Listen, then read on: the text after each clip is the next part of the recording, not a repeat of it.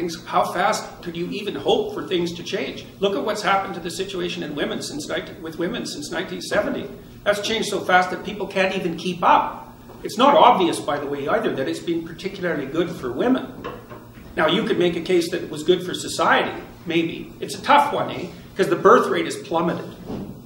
And so, you know, maybe you don't care about that. Maybe you think there's too many people on the planet already, whatever. But, you know, it isn't that easy to figure out when something is working properly. One of the things we do know, we seem to know, is that to the degree that rights are extended to women, economic prosperity follows. So you can see worldwide that the societies that have extended the rights to women most extensively are also the societies that seem to be flourishing economically. And there does seem to be a causal relationship. But women have paid a big price for that. So what's happened in part is, first of all, for say, women who are middle class or lower, their lives have essentially fallen apart because marriage is now restricted to the rich, which is also something to think about for those of you who think marriage is an oppressive patriarchal institution. It's like, okay, then why are only the rich people getting married? They're oppressing themselves? I don't think so. And so the women who are in the lower socioeconomic stratas are suffering madly, and so are their children. And they have terrible jobs most of the time, like jobs in retail where, you know, they're called in every day for the next day. They don't have a schedule that's set out ahead of them. They get paid very badly. They've got kids to take care of. And so they have no free time. It makes them really easy targets for useless predatory males. And it's really hard on the kids. And that's like 40% of the female population, something like that. You guys, you know, well, I don't know about all of you, but you're in university. You're part of the privileged cognitive elite, you know. So these sorts of things don't really touch you the same way they touch other people. And so women are much unhappier, if you look at national polls, than they were, say, in the late 1950s and early 1960s. And I think that's partly because freedom and happiness, those are not the same thing. They're not even close. And, you know, I see young women all the time struggling to figure out what to do with their lives because they have no idea how to have a job/career and a family. So, and there's no answer to that. It's a really difficult problem. You know, and there's all sorts of ideas, like I did a lot of consulting for law firms for a long time, about a decade, and I had a lot of clients who were extremely high-functioning female lawyers, younger ones, trying to figure out how to balance their career with their desire to have a life. And, you know, you hear all the time about women being denied access to positions of power, and that's the consequence of prejudice and oppression. It's like, yeah, everything is caused by the same thing first. Right, you have got one causal principle. Wonderful. Now you're a philosopher. You can figure out everything with it. It's like the law firms cannot keep their women in their 30s. They cannot keep them, the big law firms. They all leave. Why? Because the women hit 30, they're brilliant, conscientious, intelligent. They were deadly in high school, deadly in university. They nailed law school. They whipped through their articling. They made partner by the time they were 30. It was like they were in a rocket to the top position. What do they find when they get there? 80-hour work weeks, right? Because that's one of the things you want to think about. You know, you think that the people who run things are sitting at home smoking big cigars and like telling their minions what to do. It's like that is not, that's like the 1920s millionaire that's on the cover of the Monopoly game. That's no sociological analysis. I know lots of people like that, and they work all the time, from the second they wake up till the second they go to sleep. And they don't just casually work. You know, because I know some of you go to the library for 6 hours and you say, well, I studied in the library for 6 hours. Like, no, you didn't. You studied for half an hour. And you had coffee and you looked through Facebook and, you know, you went home and you said, well, I studied for 6 hours, and you're happy about it. But you know bloody well you didn't. Partly because you can't. You know, I can only read for about 3.5 hours till I'm done. And I'm pretty good at it. So these people who are running things, there's corrupt people, obviously, but the vast majority of them, first, are self-made, and second, they're so bloody efficient and smart, you cannot believe it. And they work 80 hours a week. And most of them happen to be men.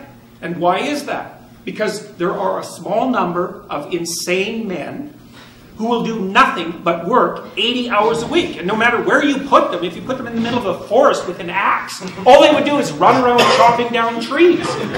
So the issue isn't why aren't there more women in positions of power? It's why are there any men insane enough ever to occupy those positions?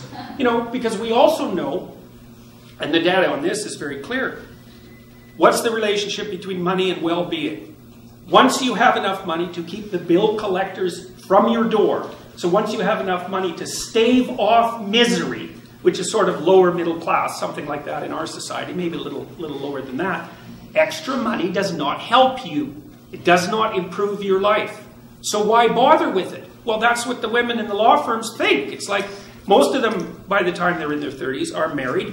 Almost all of them are married to men who make as much money or more than they do, because that's what women go for cross-culturally.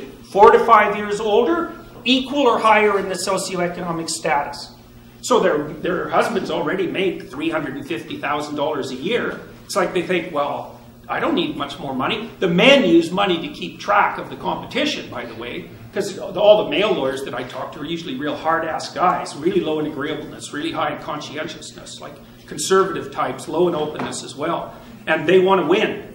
And the reason they care about their damn bonus at the end of the year isn't even so much because of the money, it's because they got a much bigger bonus than the other son of a bitch sitting beside them, and they're happy about that. So there's a real brass knuckles competition that drives these sorts of things. But we get things backwards so often in psychology and in sociology. It's not why there aren't more women in positions of power. It's why do any men want those positions? You just have no idea the amount of responsibility that comes along with that. You just imagine for a minute trying to run $1 billion corporation. You can't even bloody well balance your checkbook, and there's dust bunnies underneath your bed. How in the world would you ever run $1 billion corporation? Those things are complicated. And you have enemies, and they're trying to take you out all the time. You look at Apple and Samsung, man, they're just torturing each other in the courts nonstop. You know, if you're running a big corporation, you'll be handling 200 or 300 lawsuits at a time.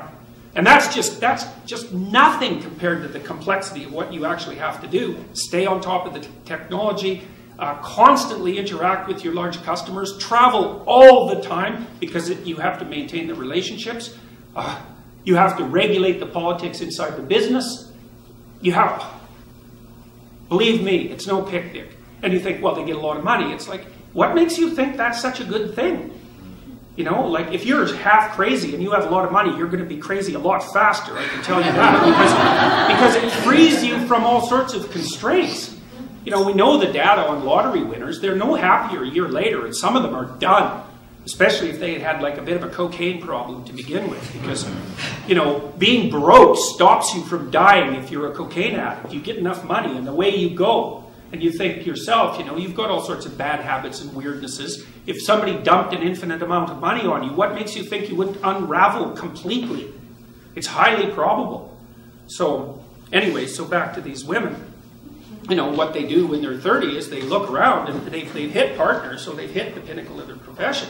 They think, what the hell am I doing this for? Why would anyone in their right mind want to be woken up at 3 in the morning Sunday by their irate Japanese client who wants them to work for the next 5 hours non-stop to fix this damn problem, which is going to cost them $100 million right now? Or we'll find someone else to pay $750 an hour to fix it right now. And you think, well, that's, you know, a masculine form of value, because that's one of the criticisms. If the law firms just adopted a more feminine structure of value, it's like, what kind of bullshit is that? The reason that you get up at 3 in the morning on Sunday to talk to your Japanese client who's freaking out about their contract is because if you don't jump the hell up and do it right now, there's some starving associate who's unbelievably ambitious in New York who will pick up the pieces in 0.2 of a second, and they're smart and aggressive and they'll take you out. So it has nothing to do with masculine structures of value. It's all the foolish ideas. And you know, it's not just law where this happens. You know, we know, for example, that female doctors work far fewer hours too. So the more female doctors you have, the more doctors you have to have. And I'm not complaining about women's priorities. I'm not saying the women are wrong. Not at all. It's like the older I get, the more I understand that marriage and family are of primary importance.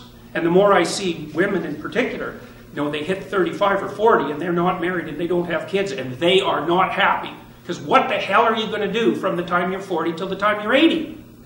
You got no family? You got no relationships? What are you going to do? Go run your company. Yeah, well, if you're 1 in 1,000, that'll satisfy you. So you bloody well better make sure you're that 1 in 1,000, and you're probably not, because those people are rare. So then, because Dr. Peterson, one of the natural responses to what you just said would be, okay, well, the priorities are, it's a rigged game because only women are the ones who are able to procreate. So what do we answer to that? Of course it's a rigged game. Obviously it's a rigged game. Women have complicated lives, and the pill has made them more complicated. Well, that's not, I wouldn't say that exactly, because, you know, 100 years, in 1895, the average person in the Western world lived on $1 a day in today's money.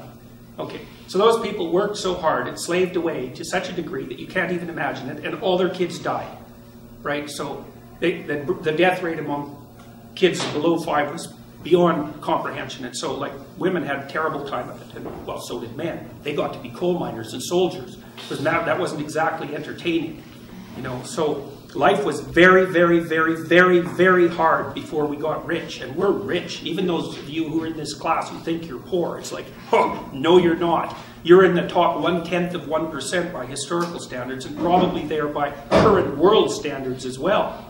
Of course, you can just compare yourself to the few people who are richer than you and feel sorry for yourself, but that's pretty pathetic in my estimation. So it's certainly historically uninformed. So yeah, women have it rough, obviously. Now, there's other things to consider. You do live 8 years longer. So that's not trivial. Testosterone kills men. That's basically why men die earlier. You know, and men are much more likely to be killed in dangerous jobs. They do almost all the dangerous jobs. They do almost all the outside work. And there's lots of reasons that men get paid more than women that have nothing to do with prejudice. It's because they take awful, horrible jobs, like working in the oil rigs in northern Alberta when it's bloody 40 below, and come out of, of that after 5 years with 2 or 3 fingers missing and all warped up, because you really want to wrestle pipe when it's 40 below and it's filthy with a bunch of ordinary men who are hungover beyond belief. It's like, that's not very entertaining. So yeah, I mean, each gender, each sex has its own unfairness to deal with, but to think of that as a consequence of the social structure, it's like, come on, really? What about nature itself? And this is something that seems to be completely invisible on the left side of the political spectrum. It's like, of course you're bloody oppressed and your life is full of suffering, obviously. But to think about that as a direct consequence of unjust social structures is just moronic. It's like, that's part of the reason, a small part, but look where you're sitting, people. It's pretty warm in here. And you're so privileged you can come here on Saturday morning and listen to an intellectual lecture. It's like, you should be happy about that, because by historical standards, you should be out lifting rocks in your skeletal form, about 5'3" with no teeth. So, fighting with cougars. Yeah. Cougars and lions, yeah, exactly. So, there's no gratitude. That's the thing. There's no gratitude for what our society is capable of doing. So, sorry? Yeah, Dr. Peterson. So, we've been talking about a code of representations in some sense, of symbolic representation. And I've been trying to guide you through some developing understanding of that code of symbolic representation, so that as we progress through the course, you'll have the ground rules, in some sense, for interpreting all the different theories that we encounter. And we're going to continue that today. This is the last lecture on sort of pre-psychoanalytic conceptions of personality. And then we move to Piaget, and then to Jung. So the first thing I tried to point out to you was that social primates like us likely have a cognitive structure that's based on social categories. And that when our cognitive systems elaborated up enough to start thinking about the world in more abstract terms beyond our immediate environment, there's a high probability that we used the same cognitive structures that had evolved to begin the process of abstract conceptualization. And so in some sense you could say we used our knowledge of personality to start to understand the external world based on the initial axiomatic assumption. It's not a cognitive assumption, it was a perceptual assumption, that the world was like a personality. And we do this automatically, so I want to show you a little video here. This is quite a famous video. It shows you how easily you can abstract out a narrative from the most abstract of events.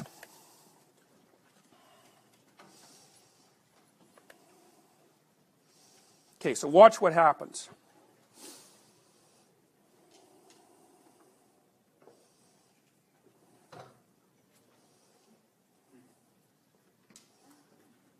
Okay, let's watch that one more time.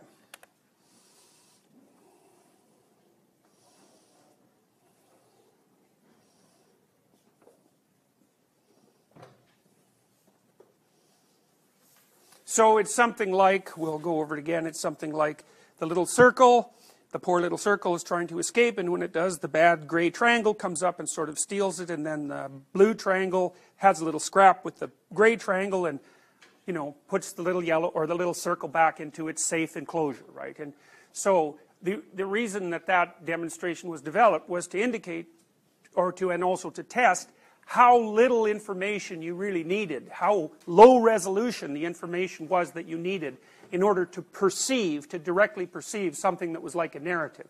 So, you know, and that's a relatively complicated narrative, all things considered, for a square, two triangles and a circle interacting for maybe 3 or 4 seconds. So, you know, the point of this demonstration is to indicate just exactly how prepared you are to read the world in narrative terms.